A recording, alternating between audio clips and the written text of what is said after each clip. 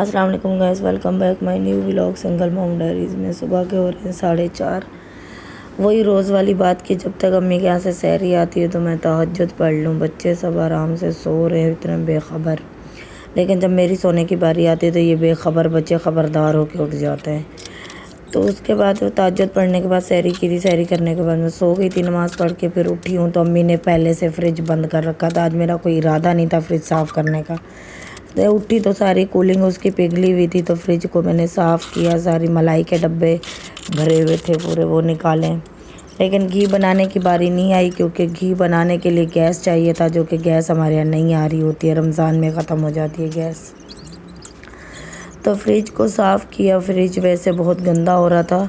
मुझे रोज़ाना सुस्ती हो जाती थी, आज करूँगी कल करूँगी, आज कल पे। अम्मी ने सुबह आई सहरी में कुछ निकालने के लिए, तो अम्मी ने बंद कर दिया था फ्रिज। तो ऊपर वाला खाना फाइनली साफ़ हो गया, उसमें प्लास्टिक के शीट्स काट के लगा दी थी मैंने। उसके बाद नीचे वाले खाने की बारी आ गई।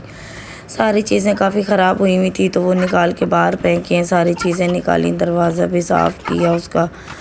तो फ्रिज इतना ज़्यादा गंदा हो रहा था कि काम इतना ज़्यादा था, फ्रिज को साफ़ करते ही थक गई। ना झाड़ू किया, ना पोछा किया, ना कुछ किया। वो आज ऐसी ही छुट्टी पे चला गया। तो जो चिकन मैंने पिछले व्लॉग में मैरिनेट की थी बच्चों के लिए, दोपहर में वही बना ली थी। बच्चों ने, ये मेरे बच्चे ऐसे ही खाते हैं बिना रोटी चावल के। प्लेट में निकाल के दे देती हूँ तो ये खा लेते हैं।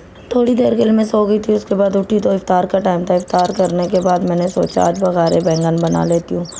तो सारी चीज़ों को ड्राई रोस्ट किया। तो मेरी रेसिपी में थोड़ा सा चेंज होता है, मैं अलग से बनाती हूँ। वैसे बाकी सब सेम ही होता है जो बाकी रेसिपी में होता है।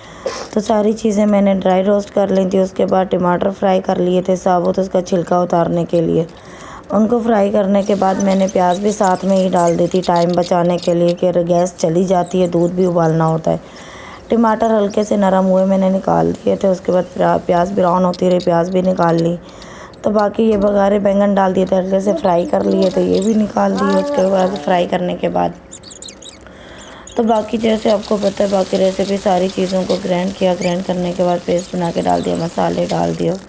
अच्छी खासी देर तक ये भुनता रहा, क्योंकि इसमें टाइम बहुत लगता है, इमली का पल्प निकालना, फिर उसमें वो डालना। उसके बाद बघारे बैंगन डालने के मुझे बहुत पसंद है, इसलिए मैं ज़्यादा बनाती हूँ, कुछ दिन तक खाती रहती हूँ इनको।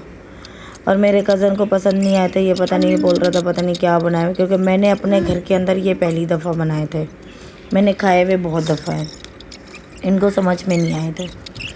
तो वो तैयार हो गए थे मेरे बघारे बैंगन। मैंने बनाई थी रोटी, बघारे बैंगन मैं खा रही हूँ खाना। तब तक के लिए अल्लाह हाफ़िज़।